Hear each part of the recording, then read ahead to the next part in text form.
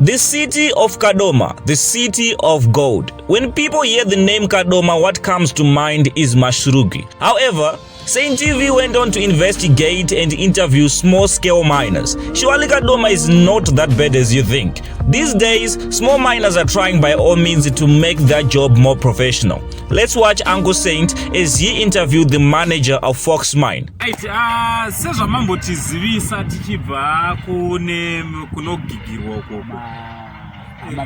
Kumahama music ndizvozvo. So panapa panoindo inenge ya process ipi kana tapanapa?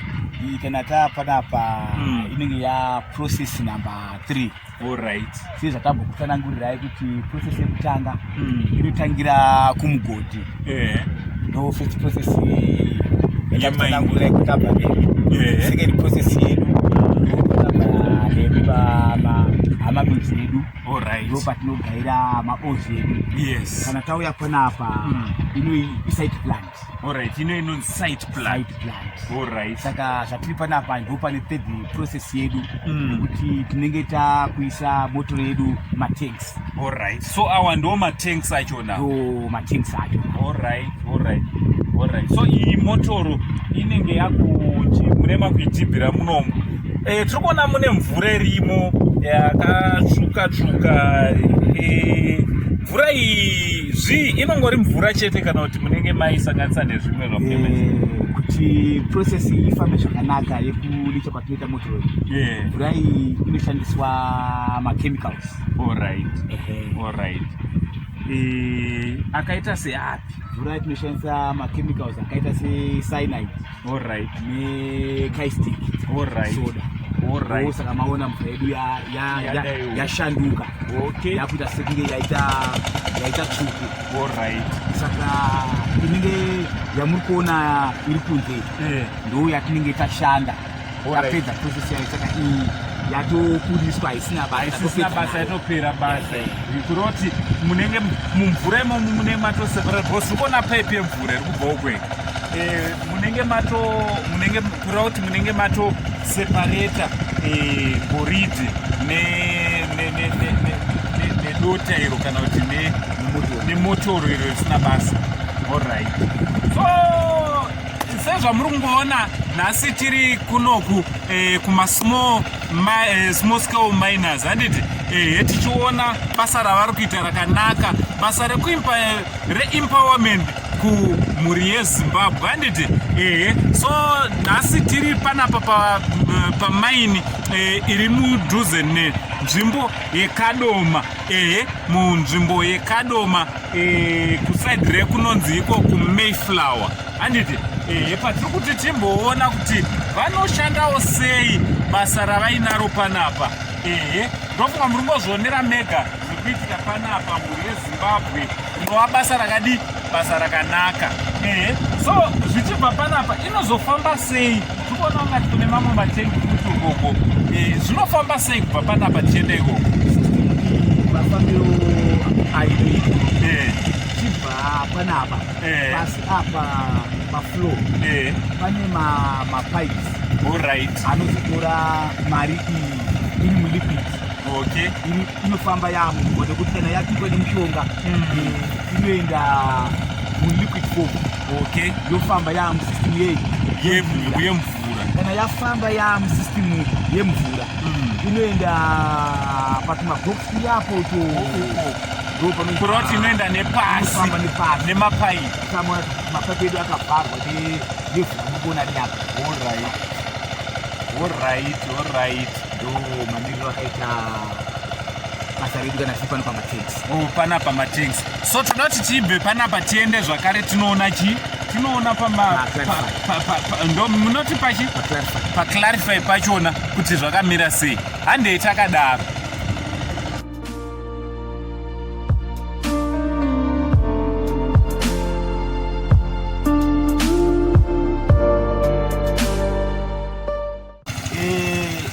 Ndo clarify yatambe ndikakutsanangurira iti pamusoro pamatanks. All right. Tichiti mvura yedu inofamba nepasi. Pafane mapipes edu ndo maviri ari kubudikira apa. All right. Ndo mapipes edu zvatambotsanangura ndichiti mari yedu inofamba iri mufomu yamututu yemumvura. Saka ikapapa ndo matinge takuona kufamba kwemari yedu. Alright. Kuroti mari kuyabva uko. Yakuya iri liquid form. Yakuya munhu. Alright. Nemushonga. Alright. So panapa ndo pachi? Clarify. Alright. Sachibva Clarify. Tikona kuti mamwe matenki mahombe akavharwa.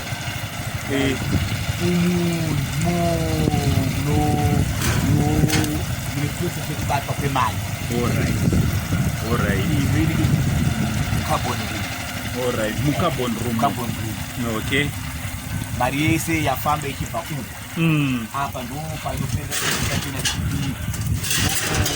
panobatwa mari yedu.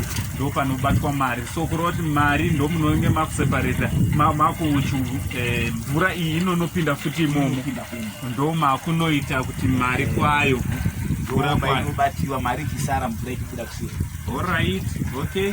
Aiwa, ndofunga tiri kungozvinzwira mhuri yeZimbabwe basa riri panapa, basa rakakura chaizvo, handiti basa rekusimudzira nyika, basa rekusimudzira vanhu veZimbabwe, mhuri yeZimbabwe.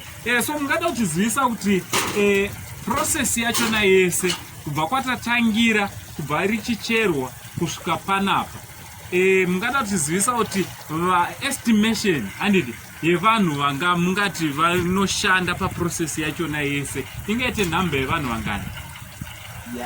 Sezvinhu zvichangotanga, kana kuri kumugodhi, sezvo ndiko kunobva matombo edu kuti izosvika kunoko. Saka zvazvino tine migodhi miviri yatakuratidzai. Saka pamugodhi umwe chete tine vanhu vashanu, pamugodhi umwe chete tine vanhu vashanu. Alright. Kuroti vanhu 10. Alright. Saka kumugodhi kwedu zvatine vanhu vanokwana iwo 10, tinenge tichiona kuti pakufamba kunenge kuchiita nguva, tichida kuti mugodhi wedu unofana kukura. Sezvo apa tikangovamba unofana kukura. Kana mugodhi uchikura nebasa redu rekuno rinokurawo futi. Nekuti kumugodhi tikawana maozi mashoma tinoreva kuti tichatora nguva yakati rebei tisati tawana motoro yakawanda inogona kupitwa mumatengi. Kuti matengi edu hatingotangowana kamotoro kashomashoma tototiunganidze motoro yakawanda kuitira kuti kana taisa iyoyi ikapera tirege kuzomira zvakare, tichimirira kuti tiwane amwe mamwe ekuti tigige. Saka tinotora nguva yakati rebei tichigiga motoro yedu ichiungana. Kana yaungana mari tochiona kuti iko zviro zvanaka kuti tichiitora tichiilicha matengi. So pakulicha munowanzolicha matanzi mangani? Pakulicha kwatinoita tinowanzokulicha nekuti tenge rimwe chete rinopinda 30 neropinda 30. Saka tichiona kuti tine 160 tons. 160 tons. Yes. Saka pane basa. Abozi 160 tons dzakati one day. So chibve papo mati umu ndoma muno mazvinosa mune process yekuseparata process yekupedzisira. Alright. So sezvamuri kungoona mhuri yeZimbabwe, kune umwe anga asingazive kuti zviri zvinenge zvichiitika kune inonzi small scale mining, kumaminers vechidiki vachangotanga. Aiwa, ndofunga muri kungozvionera mega basa riri panapa, kuti pane basa hombe. Tina Mr. Manager wedu ari panapa vari kutiratidza process yachona yese kuti basa ravo vanoritangira papi kusvika razosvikawo panapa kuti vabata mari yachona. Aiwa, tida kutendai zvakanyanya nebasa ramuri kubata panapa. There you have it, folks. The voice is now yours in the comment section below. You have seen it for yourself. Kadoma is not that bad. From Ango Saint and Saint TV crew, for now, much love.